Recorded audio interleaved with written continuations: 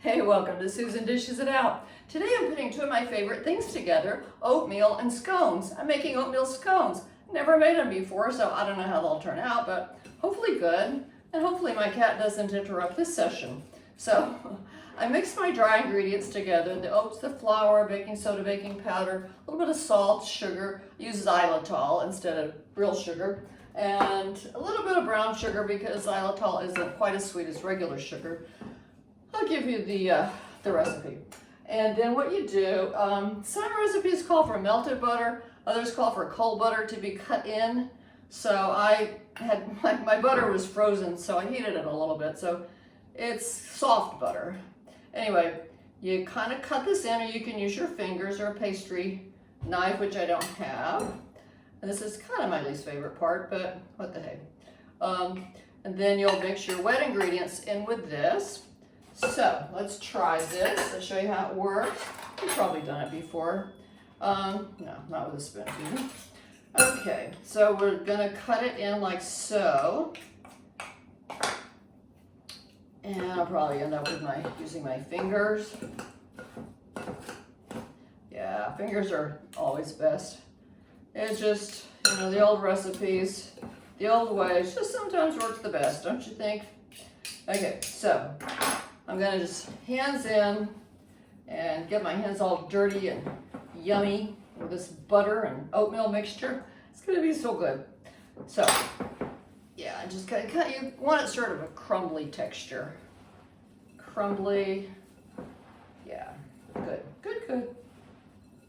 So there we go. I think that's good enough. You just want to make sure that it's all mixed in well. So, okay, then we mix our wet ingredients together. I'm gonna wash my hands after that. What we'll do is, I washed them before, don't worry.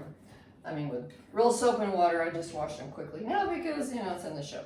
So, what we do, I'm gonna make sort of a well and mix in these dried cranberries and just kind of stir those in. You can use your hands too for that. And I decided I wanted some pecans, and that's optional. You can use any kind of nut or not use a nut, but I'm kind of nutty, so I like my nuts. And then, okay, so I got a beaten egg here. I may as well just put everything in here. A little bit of vanilla, a little bit of almond extract if you like. Some milk or buttermilk or plant-based milk. And you kind of stir that in. And then what I do is sort of make a well in the center and stir it in. And I'm not sure exactly what the texture should be because I've never made it before.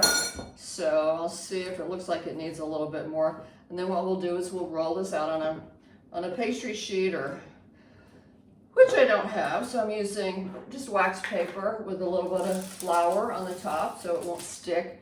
And remind me to get a pastry sheet. Or you could use parchment. And if you don't have a rolling pin like this, you could just press it out with your hands. So I think it's probably gonna need a little more milk, but I don't wanna get it too much. So anyway, so what you do is, I think it's gonna be yummy.